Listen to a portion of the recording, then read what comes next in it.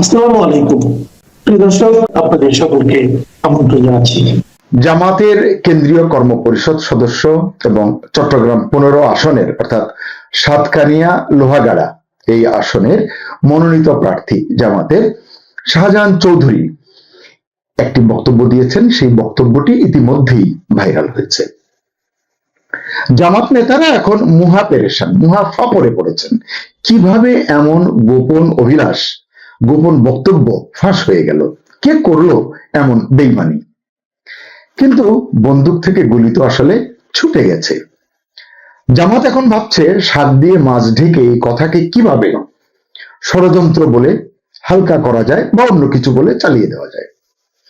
কিন্তু প্রিয় দর্শক, আপনি তো নিশ্চয়ই বুঝতে পারছেন জামাত নেতা শাহজাহান চৌধুরীর এই বক্তব্য শুধু রাজনৈতিক বক্তব্য নয়, রাজনৈতিক কথা নয়।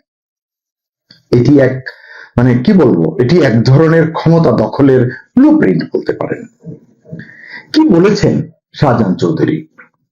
তার কথাগুলো শুনলে মনে হবে বাংলাদেশের প্রশাসন এখন তাদের পকেটে। তিনি বলেছেন, প্রশাসন আমাদের কথায় উঠবে বসবে, গ্রেপ্তার করবে, মামলা করবে, ওসি থানার ওসি আপনার প্রোগ্রাম জেনে নেবে, তার কর্মীদের, দলীয় কর্মীদের বলছেন, ইউএনও উপজেলা নির্বাহী কর্মকর্তা উন্নয়নের সব হিসাব আপনাদের কাছ থেকে নেবে, কি কি কাজ হবে কর্মসূচি সব জানাবে। প্রাইমারি থেকে কলেজের শিক্ষক পর্যন্ত সবাই দাঁড়িপাল্লার কথা বলবে, জামাতের প্রতি। অর্থাৎ একটা দলীয় রাষ্ট্র যেখানে আইন, প্রশাসন, পুলিশ, শিক্ষা মূল এই বিষয়গুলো সবকিছু নিয়ন্ত্রণ করবে বাংলাদেশ জামাতে ইসলামী। তিনি আরো বলেছেন, আজ যে সুযোগ এসেছে ভবিষ্যতে আর আসবে না। দেশের দুর্নীতির টাকা বাদ দেন, তিনি বলছেন পার্শ্ববর্তী দেশ হিন্দুস্তান থেকে বস্তা বস্তা টাকা দেশে ঢুকবে আর অস্ত্র ঢুকবে। প্রশ্ন হচ্ছে, এই বক্তব্য কি একজন প্রার্থী দিতে পারেন? একজন প্রবীণ নেতা এমন কথা বলতে পারেন? কিংবা একজন জামাত নেতা এমন বক্তব্য আসলে দিতে পারেন? যারা কথায় কথায় বলেন সৎ লোকের শাসন চান, আল্লাহর আইন প্রতিষ্ঠা করতে চান, যারা দুর্নীতি বিরোধী একটা দেশের স্বপ্ন দেখান আমাদেরকে, যারা একটিবারের জন্য সুযোগ চান, দেশের মানুষের সেবা করতে চান, তাদের তরফ থেকে একজন প্রবীণ নেতা এরকম কথা বলতে পারেন? এ কারণে আমার মনেও প্রশ্ন জাগছে, এই যে তারা যা যা করতে চান এবং তিনি যে কথা বলেছেন, এটাই কি তার নমুনা? তার বক্তব্য প্রকাশ পেয়েছে বলেই আসলে আমরা জানতে পারলাম, তা নয়তো এটি তো আমাদের জানবার কথা নয়। কারণ তিনি তো তার দলীয় ফোরামে বক্তব্য দিয়েছেন চট্টগ্রামে, এবং না দিলে আমরা কখনো জানতে পারতাম না মনে মনে জামাত কি ভয়ঙ্কর পরিকল্পনা করে সামনে এগোচ্ছে। নয়তো যে তাদের যে ধর্মীয় লেবাস আর মিষ্টি মিষ্টি কথা, এতে প্রতারিত হতে আমাদের আসলে সময় লাগতো না। কারণ এই একটি বক্তব্য থেকে সাধারণ জনগণ বুঝতে পারছেন শাহজাহান চৌধুরী যা বলেছেন তা এক ধরনের সরাসরি হুমকি, প্রশাসনকে দলে নেওয়ার কুপরিকল্পনা, রাষ্ট্রযন্ত্রকে নিজেদের দলীয় স্বার্থের অনুকূলে ব্যবহার করার নাজায়েজ খায়েশ। আর ষড়যন্ত্র সফল হলে তো কথাই নেই, ৭১-এর পরাজয়ের প্রতিশোধ নেওয়া হবে এবং আর কি কি হবে তা কল্পনা করাও কঠিন। একজন রাজনৈতিক নেতার এই বক্তব্যকে ভয়ঙ্কর কেন বলছি এই জন্যই আপনারা একটু আফগানিস্তানের দিকে তাকান, কি হচ্ছে সেখানে। এর চেয়েও অনেক ভয়ঙ্কর কিছু হয়তো আমাদের এখানে হতে পারে, অনেকেই এমন আশঙ্কা করছেন। কেন? যুক্তিও তারা দিচ্ছেন। কারণ এরা আমাদের এরা যারা ইসলাম পন্থী রাজনীতি করে, বলা হচ্ছে তারা তালিবান গোষ্ঠীর চেয়েও স্মার্ট এবং আর্থিকভাবে সচ্ছল। এসব আমার কথা নয়, রাজনীতির বিশ্লেষকরাই এমন ব্যাখ্যা করছেন, বলছেন। আর শাহজাহান চৌধুরী, যিনি ইতিপূর্বে সংসদ সদস্য ছিলেন, তিনি কিভাবে এমন কথা বলেন? আমার বারবার এটি মনে হচ্ছে তার বক্তব্যের আড়ালে থাকা বিপজ্জনক বার্তাগুলো কি একটু ভেবে দেখেছেন? রাষ্ট্রযন্ত্রকে দলীয় বাহিনীতে পরিণত করার স্বপ্ন থেকেই তিনি বলছেন থানার ওসি আপনার কথা শুনবে, উপজেলার প্রধান কর্মকর্তা ইউএনও আপনার কাছে রিপোর্ট দেবে, স্কুল কলেজের শিক্ষকরা আপনার প্রতীক প্রচার করবে। কি মহাপরিকল্পনা! এটাকে কি আপনি গণতন্ত্র বলবেন? সুযোগ আছে বলবার? এটা তো আসলে দলীয় দখলদারিত্ব। বিদেশি টাকা এবং অস্ত্র ঢোকার স্বীকারোক্তির পেছনে কি লুকিয়ে আছে আমি বলতে পারবো না, তবে তিনি নিজেই বলেছেন হিন্দুস্তান থেকে বস্তা বস্তা টাকা আসবে আর অস্ত্র আসবে। কি হবে, কোথায় কাজে লাগবে, আল্লাহ মালুম। কিন্তু এই কথাটি কি কেবলই রাষ্ট্রদ্রোহ, মানে দেশের সার্বভৌমত্বের উপর চরম হুমকি নয় কি? দেখুন, ইউনূস সরকারের উপর নিয়ন্ত্রণের ইঙ্গিতও আছে শাহজাহান চৌধুরীর এই বক্তব্যে।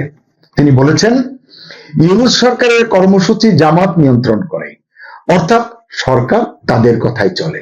এটি তো আমরা হরহামেশা বলে আসছি গত 15 মাস ধরে, যে প্রধান উপদেষ্টা ইউনূস জামাতে ইসলামের কথায় উঠেন বসেন, তাদের যে সমস্ত কর্মসূচি সেগুলি তিনি বাস্তবায়ন করেন। মাঝে মধ্যে বিএনপির দিয়ে একটি কথা শোনেন, এগুলো আমরা বলি, কিন্তু আসলে প্রমাণ তো নেই। আজকে প্রমাণ পাওয়া গেল, এবং এই কথাগুলো সরকারের বৈধতার পাশাপাশি রাষ্ট্রের যে নিরাপত্তা সেটিকেও প্রশ্নবিদ্ধ করছে, তাই নয় কি? শাহজাহান চৌধুরী বলেছেন আমি আমার দক্ষিণ জেলার, মানে যে সাতকানিয়া লোহাগাড়া যেখানকার উনি, এবং দক্ষিণ চট্টগ্রাম সম্ভবত, আমার দক্ষিণ জেলায় অনেককে সহযোগিতা করেছি।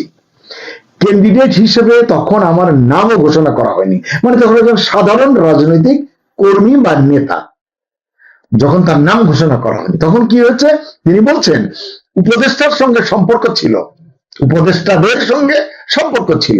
লোহাগাড়ায় 100 কোটি টাকা, সাতকানিয়ায় 100 কোটি টাকা, এবং লোহাগাড়ায় আরেকটা কি জন্য মানে সমন্বয়ের জন্য 10 কোটি টাকা, সাতকানিয়ায় আরো 10 কোটি টাকা, এগুলো তিনি দেওয়ার ব্যবস্থা করেছেন। তিনি বলেছেন দেওয়া হয়েছে। আমি একটু স্মরণ করিয়ে দিই, স্থানীয় সরকার উপদেষ্টা আসিফ মাহমুদ সজীব ভুঁইয়া তার কুমিল্লায় যে উপজেলার তিনি সন্তান, সেই উপজেলায় 450 কোটি টাকার তিনি বরাদ্দ দিয়েছেন। হাসনাত আব্দুল্লাহ কুমিল্লার আরেকটি আসনে সেইখানে দিয়েছেন 350 কোটি টাকার বরাদ্দ। এগুলো নিয়ে কিন্তু এখন তোলপাড় চলছে। কিন্তু এই আসিফ মাহমুদ সজীব ভুঁইয়া এক একটি জেলায় বা বিভাগে 10 কোটি 13 কোটি থেকে সর্বোচ্চ 17 কোটি টাকা পর্যন্ত বরাদ্দ দিয়েছেন। এই হচ্ছে বৈষম্য বিরোধী আন্দোলনের নেতাদের বৈষম্য দূর করবার মানে অভাবনীয় নৈতিক চরিত্র। আচ্ছা, একবার ভাবুন তো, গত বছরের 5 আগস্টের পর থেকে এই যে আমাদের দেশে যে ইসলামী দলগুলো আছে, ব্যক্তি সর্বস্ব, নেতা সর্বস্ব দল অধিকাংশই, মানে যারা ধর্মকে ব্যবহার করে রাজনীতি করে, তারা বেশ উত্তেজিত। কারণ কি? খুব উদ্বিগ্ন। এর কি কারণ? কারণ তারা ভাবছে 5 আগস্টের পর দেশটা ধর্মীয় রাজনৈতিক দলগুলোর জন্য অনুকূল হয়ে গেছে, তাদের খেলার মাঠ হয়ে গেছে। এমন কথা ইসলামী বিভিন্ন দলের একাধিক নেতা বলেছেন। আজকে আমি বলছি এমন নয়, এই দাবি আমারও নয়, এটি তারাই বলেছেন বিভিন্ন সময়। আপনারা গণমাধ্যম বা অনলাইনে সার্চ করুন, পেয়ে যাবেন। তারাই বলছে বিএনপির একটা অংশ, মানে ইসলামিক দলগুলো, জামাত বলছে, অন্যান্যরা বলছে বিএনপির একটা অংশ মাঠ পর্যায়ে চাঁদাবাজিতে ব্যস্ত। এটা আমরা দেখছি, মাঠ পর্যায়ে, ঘাট পর্যায়ে, রাজপ্রাসাদ পর্যায়ে, সব জায়গায় তারা চাঁদাবাজিতে ব্যস্ত, 2-1 ব্যতিক্রম বাদে। এই কারণে ইসলামিক দলের নেতারা বলছেন তাই মানুষের মধ্যে বিকল্প খোঁজার প্রবণতা বেড়েছে। সত্যি কি তাই? বিএনপি চাঁদাবাজি করছে বলে দেশের জনগণ এখন জামাতের প্রতি ঝুঁকে পড়েছে, এটি তাদের ধারণা, আমি জানি না। এই জন্য তারা লিয়াজো কমিটি গঠন করেছে। আপনারা জানেন যে 8টি দল সম্মিলিত আন্দোলন করছে এই সরকারের বিরুদ্ধেই, যদি এই সরকারটি তাদেরই, এই সরকার তারাই চালাচ্ছে। এটি জাস্ট একটা নাটক আন্দোলন খেলা, এটি আমরা বলেছি আগেও। এবং তারা প্রতিটি আসনে একজন করে প্রার্থী দিতে চায় যাতে বিজয়টা নিশ্চিত হয়। এতে মন্দের কিছু নেই, এটি আমি সমালোচনা করছি না। তারা বলছে জাতীয় সংসদে প্রতিনিধিত্ব করার এবারই উপযুক্ত সময়। মানে তাদের কথা অনুযায়ী সবচেয়ে বড় কথা হলো, তাদের বক্তব্য এটা বারবার উঠে আসছে, এবারই সুযোগ, এই সুযোগ বারবার আসবে না, আর আসবে না এমন কথা বলেছেন। কারণ সত্যিই তো প্রিয় দর্শক, প্রতি বাড়িতে এরকম মেটিকুলাস ডিজাইন হবে না, প্রতি বাড়িতে এরকম ডিপ স্টেট এসে বাংলাদেশের অভ্যন্তরীণ রাজনীতি নিয়ে খেলবে না। বাংলাদেশের সার্বভৌমত্ব বলে এখন কি কিছু আছে? এখন যেটি আছে এটিকে সার্বভৌমত্ব বলে না, এটি হচ্ছে কি রাজনৈতিক বিদেশি দখলদারিত্ব। যাই হোক, এখন তাদের কথার আলোকে বলছি, এই যে রাজনৈতিক একটা শূন্যতা তৈরি হয়েছে বলে তারা মনে করছে এবং তারা সেই জায়গাটা দখল করতে চায়, এটা তারা প্রকাশ্যে বলছে। এই প্রেক্ষাপটে একটু জামাতের অতীত ইতিহাসটা আমরা একটু দেখি, কি বলে জামাতের অতীত ইতিহাস।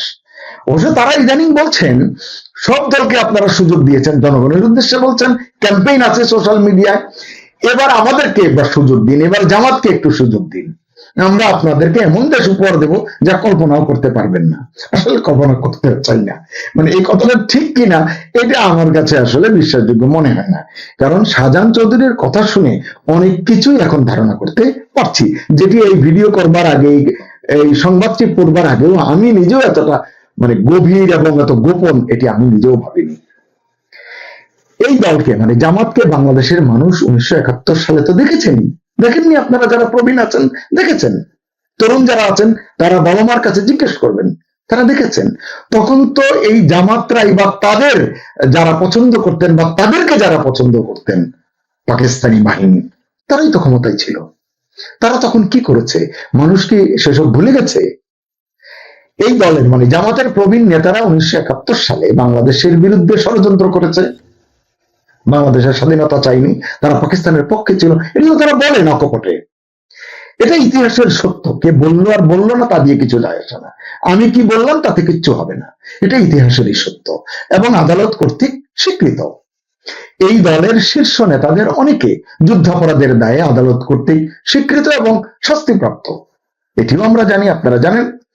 এখন সেই দলই বলছে প্রশাসন আমাদের অধীনে চলবে, আমাদের কথায় গ্রেপ্তার হবে, মামলা হবে, শিক্ষকদের দাড়িপাল্লা প্রচার করতে হবে, মানে জামাতের প্রতীকটার কথা প্রচার করতে হবে, বিদেশ থেকে টাকা এবং অস্ত্র আসবে। তাহলে আর কি লাগে? এটা রাষ্ট্র ক্ষমতা দখলের জন্য তো এর চেয়ে বেশি কিছু লাগে না।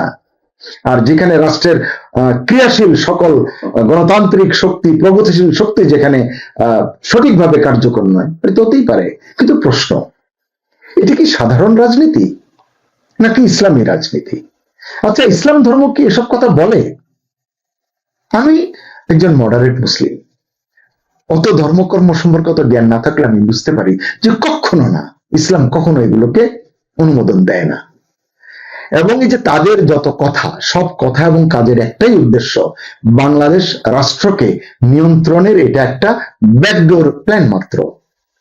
তাছাড়া এসব নিয়ে বিশ্লেষকরা কি বলছেন? জামাত ক্ষমতায় গেলে দেশের মানুষ কি মহাসুখী হবেন নাকি ঝুঁকির মুখে পড়বেন? কারণ শাহজাহান চৌধুরীর কথা এবং খায়েশ অনুযায়ী, পরিকল্পনা অনুযায়ী দেশে স্বাধীন প্রশাসন থাকবে না, থাকবে জামাতের দলীয় নিয়ন্ত্রণ। দেশের শিক্ষা ব্যবস্থা হবে দলীয় প্রচারণার হাতিয়ার, রাষ্ট্রীয় নিরাপত্তা ঝুঁকিতে পড়বে, যখন প্রয়োজন তখনই বিদেশি অর্থ এবং অস্ত্রের প্রবাহ দেশে আসবে, ফলে গণতন্ত্র অদৃশ্য হবে এবং শুরু হবে দলীয় শাসন ব্যবস্থা, যার লেভেল কিন্তু হবে ইসলামী শাসন ব্যবস্থা। অন্তত ধর্মপ্রাণ মানুষের কাছে সেভাবেই তারা নিজেদেরকে হাজির করবেন। সর্বোপরি দেশে আইনের শাসন থাকবে না, থাকবে নির্দেশ ভিত্তিক গ্রেপ্তার ও মামলার অরাজক পরিস্থিতি। দর্শক, এই কথাগুলো আমি বলছি না, এগুলো তো তারা বলছেন, শাহজাহান চৌধুরী বলেছেন, তারা বলবেন গ্রেপ্তার হবে, তারা বলবেন মামলা হবে, সে কারণে আমি এমন কথা বলছি। তাই আজ যেটা বলছেন জামাতের একজন প্রার্থী, ক্ষমতায় গেলে হয়তো সেই কথাটা বলবে পুরো জামাত সরকার, যদি তারা সরকার গঠন করতে পারে। যাই হোক, শেষ করে নিয়ে আসি, শাহজাহান চৌধুরীর বক্তব্য নিয়ে হয়তো আরো কিছুদিন আলোচনা হবে, হয়তো অনেকদিন আলোচনা হবে, তারপর কি হবে? তারপর তো এটি আসলে থেমেই যাবে। বাংলাদেশে তো আমরা বলে না যে কি বলে, কি ফিশ মেমোরি বলে যেন, মানে মাছের যে স্নায়ুর মতো আমাদের স্মরণ শক্তি খুব কম, আমরা ভুলে যাব, অন্য এজেন্ডায় ব্যস্ত হয়ে যাব, অন্য ইস্যুতে মনোনিবেশ করব। কিন্তু প্রশ্ন হচ্ছে বাংলাদেশের ভবিষ্যতের কি হবে? কারণ এটি যদি এখন না ভাবি, সময় গেলে সাধন হবে না। ইউনূসের বিরুদ্ধে আমাদের যে লড়াই, সেই লড়াইটা আমি মনে করি আমাদের আন্তর্জাতিকভাবে, আইনিভাবে এবং রাজপথে একই সাথে আমাদের সেই লড়াইটা ইউনূসের বিরুদ্ধে এবং জামাত শিবিরদের বিরুদ্ধে আমাদের সেই লড়াইটা চালিয়ে যেতে হবে। আমাদের সেই লড়াইটা অত্যন্ত গুরুত্বপূর্ণ। আন্তর্জাতিকভাবে এই লড়াইটা চালিয়ে যাওয়া আমাদের জন্য খুবই গুরুত্বপূর্ণ। কেন এবং ইউনূসকে হটাতে হলে আমাদের আন্তর্জাতিকভাবে আন্তর্জাতিক যে অর্গানাইজেশনগুলো আছে, হিউম্যান রাইটস রিলেটেড যে অর্গানাইজেশনগুলো আছে, সেই অর্গানাইজেশনগুলোতে আমাদের ইউনূসের বিরুদ্ধে এবং ইউনূসের মানবাধিকার লঙ্ঘনের বিরুদ্ধে আমাদের সে অভিযোগগুলো দিতে হবে। হিউম্যান রাইটস রিলেটেড 4টা অর্গানাইজেশন আছে আন্তর্জাতিকভাবে। 4টা অর্গানাইজেশন হচ্ছে amnesty international, human rights watch, United nation for human rights council and international criminal court. এই 4টা অর্গানাইজেশন আছে। এই 4টা অর্গানাইজেশনে আমরা ইউনূসের বিরুদ্ধে আমরা মানবাধিকার লঙ্ঘন, আইনের শাসন লঙ্ঘনের তার জন্য আমরা এই 4টা অর্গানাইজেশন ইউনূসের বিরুদ্ধে আমরা পিটিশন দিতে পারি, অভিযোগ দাখিল করতে পারি। কারণ বাংলাদেশে মানবাধিকার চরমভাবে লঙ্ঘিত হচ্ছে। তো কোন কোন গ্রাউন্ডে, আপনাদের সুবিধার্থে আমি বিষয়গুলো এক্সপ্লেন করছি। আপনারা পৃথিবীর যেই দেশে আছেন সেই দেশে ব্যক্তি পর্যায়ে হোক অথবা সাংগঠনিকভাবে হোক, আপনারা এই পিটিশনগুলো দায়ের করতে পারেন। আমরা মাননীয় প্রধানমন্ত্রীর এটা একটা নির্দেশনা আছে এবং আমরা জানি প্রধানমন্ত্রীর নির্দেশনা লাগবে কেন সব কাজে, যে বর্তমানে বাংলাদেশে ইউনূস যে মানবাধিকার লঙ্ঘন করছে তার জন্য আন্তর্জাতিক বিশ্বকে অবহিত করতে হবে। আন্তর্জাতিক যে মানবাধিকার সংগঠনগুলো আছে সেই সংগঠনগুলোকে অবহিত করতে হবে। এটা আমাদের দায়িত্ব। আর সেই কাজটি যদি আমরা গুরুত্বপূর্ণভাবে, আমরা যদি সঠিকভাবে করতে পারি তাহলে ইউনূসের পতন নিশ্চিত। আর সেই কাজটি যদি করতে আমাদের যত দেরি হবে, আমাদের রাজপথে আমাদের ঘুরে দাঁড়ানো তত দেরি হবে। তাই সবাইকে বলবো এই বিষয়টি অত্যন্ত গুরুত্বপূর্ণ। এই বিষয়টি আপনারা সবাই গুরুত্বর সাথে নিয়ে আপনারা সবাই এই 4টা অর্গানাইজেশনে ইউনূসের বিরুদ্ধে আপনারা অভিযোগগুলো দায়ের করবেন। কোন কোন গ্রাউন্ডে ইউনূসের বিরুদ্ধে অভিযোগগুলো দায়ের করতে পারবেন আমি একটু তুলে ধরছি আপনাদের সুবিধার্থে, যে আপনারা এটার জন্য আপনাদের আইনজীবী হতে হবে না বা আইনের ছাত্র হতে হবে না। ব্যাপারটা একেবারে সহজ। যে ইউরোপিয়ান কনভেনশন অফ হিউম্যান রাইটসে কতগুলো আর্টিকেল আছে মানবাধিকার লঙ্ঘনের, সে আর্টিকেলগুলো যদি ভায়োলেশন হয়, অ্যাকর্ডিং টু দ্যাট আর্টিকেল, সেই আর্টিকেলগুলোর অনুসারে আপনারা ওই ব্যক্তির বিরুদ্ধে বা স্টেটের বিরুদ্ধে, রাষ্ট্রের বিরুদ্ধে আপনারা অভিযোগগুলো দায়ের করতে পারবেন এবং তার বিরুদ্ধে ব্যবস্থা নিতে পারবেন। সো আমি আর্টিকেলগুলো এবং বিষয়গুলো আপনাদের কাছে একটু পরিষ্কার করে তুলছি যাতে আপনারা সহজে এই পিটিশনগুলো বা অভিযোগগুলো দায়ের করতে পারেন। সেটা হচ্ছে European Convention of Human rights এর কতগুলো আর্টিকেল আছে, যেমন article 2 European Convention of the Human rights, সেটা হচ্ছে রাইট টু লাইফ, মানে প্রত্যেকটা মানুষের হচ্ছে বাঁচার অধিকার আছে। সেই যদি বাঁচার অধিকার যদি লঙ্ঘিত হয়, তাহলে according to the article 2 of the European Convention of Human Rights, সে আন্তর্জাতিক আদালতে যেতে পারবে এবং আন্তর্জাতিক সংস্থাগুলোর কাছে সে নালিশ করতে পারবে। সো বাংলাদেশে এখন আপনি বলেন যে বাংলাদেশে রাইট টু লাইফ কি আছে, বেঁচে থাকার অধিকার কি আছে? আওয়ামী লীগের নেতাদেরকে দেখলেই তো পিটিয়ে মারছে, যুবলীগের নেতাদেরকে দেখলেই পিটিয়ে মারছে, ছাত্রলীগের নেতাদেরকে দেখলেই পিটিয়ে মারছে। তাদের রাইট টু লাইফ নাই। তার মানে এটা স্পষ্টতই article 2 of the Human rights of European Convention of Human rights এটা ভায়োলেশন করা হয়েছে। এখন আমাদের কি করতে হবে? তাহলে এই আর্টিকেলের অধীনে এটাকে স্পষ্টভাবে উল্লেখ করে আপনারা একটা পিটিশন বা অভিযোগ দায়ের করতে হবে। তারপরে হচ্ছে article 3 of the European Convention of Human Rights এ বলা আছে torture, inhuman and degrading treatment. এখন আপনি বলেন যে বাংলাদেশে কে মানুষদেরকে, নেতাকর্মীদেরকে টর্চার করা হচ্ছে? ডেফিনেটলি করা হচ্ছে। ইনহিউম্যান বিহেভিয়ার করা হচ্ছে, ডিগ্রেডিং ট্রিটমেন্ট করা হচ্ছে, ডেফিনেটলি ইনহিউম্যান, অমানবিক ব্যবহার করা হচ্ছে। তাহলে কি করতে হবে? তাহলে আমরা আর্টিকেল 3 অধীনে আমরা পিটিশন দায়ের করতে পারি, অভিযোগ দিতে পারি। Article 5 right two liberty and security of person, right two liberty কি আছে বাংলাদেশে? কোনো রাইট টু লিবারিটি নাই। তারা article 6 right two fair trial. আচ্ছা, এটা হচ্ছে সবচেয়ে গুরুত্বপূর্ণ বিষয়। বলে রাইট টু ফেয়ার ট্রায়াল মানে প্রত্যেকেরই সঠিক বিচার, ন্যায় বিচার পাওয়ার অধিকার আছে। কিন্তু আমাদের বাংলাদেশে কি কোনো ন্যায় বিচার কেউ পাচ্ছে? আদালতে মানুষ আসামিদেরকে ডিম ছুঁড়ে মারা হচ্ছে, আদালতে মানুষদেরকে পিটানো হচ্ছে। শেখ হাসিনাকে জামাত শিবিরের বিচারক দ্বারা, জামাত শিবিরের আইনজীবী দ্বারা, তাজুলকে চিফ প্রসিকিউটর করে, একই দলের ব্যক্তিদেরকে জাজ, একই দলের ব্যক্তিদেরকে চিফ প্রসিকিউটর করে, আইনজীবী করে একটা ক্যাঙ্গারো কোর্ট বসিয়ে শেখ হাসিনাকে ফাঁসির দণ্ডাদেশ দেওয়া হয়েছে। তাহলে কি রাইট টু লাইফ এখানে আছে? তা স্পষ্টতই তো article 6 of the European Convention of Human rights এটা ভায়োলেশন হয়েছে। সো তাহলে আমরা এটা একটা পিটিশন দায়ের করতে পারি, আমরা এটার বিরুদ্ধে ব্যবস্থা নিতে পারি। তারপরে আরো আর্টিকেল আছে, আমরা সবগুলো বিশ্লেষণ করতে অনেক সময় লাগবে। যেমন article 7 of European Convention of the Human Rights, no punishment without law, মানে কাউকে শাস্তি দেওয়া যাবে না আইন বহির্ভূত ভাবে। তো বাংলাদেশে কি এটা হচ্ছে? কোনো আইনে তো বাংলাদেশে মানা হচ্ছে না। রাস্তায় মপ করে ধরে যাদেরকে পিটানো হচ্ছে, আবার যাদেরকে পিটানো হচ্ছে যারা ভিকটিম, আর তাদেরকে জেলে দেওয়া হচ্ছে। তার মধ্যে স্পষ্টত আর্টিকেল 7 ভায়োলেশন হচ্ছে। Freedom of thought, conscience and religion, article 9 European Convention of the Human rights. এটা কি আছে? কেউ কি রিলিজন বাংলাদেশে প্র্যাকটিস করতে পারে? ফ্রিডম অফ থট, তাদের চিন্তা ভাবনা প্র্যাকটিস করতে পারে? আজকে আবুল সরকারকে তো গ্রেফতার করা হয়েছে, গ্রেফতার করে তাকে জেলে পাঠানো হয়েছে বাউল গান গাওয়ার জন্য, এবং তার যে সমর্থকরা আছে তাদেরকে পিটিয়ে পুকুরে ফেলা হয়েছে। তাহলে কি এটাকে article 9 of the European Convention of Human rights violation হয় নাই? স্পষ্টতই সবগুলো, আর যে কয়টা আর্টিকেল বললাম, article 2, 3, 5, 6, 7 and 9 European Convention of Human rights, all the rights has been violated by Mr. Yunus and this government. So এখন আমাদের কথা হচ্ছে যে ভাই, এটা বোঝার জন্য আপনার বড় কোনো আইনজীবী হতে হবে না বা আইনের ছাত্র হতে হবে না, সহজ। এই রাইটস গুলো ভায়োলেশন বাংলাদেশে হচ্ছে।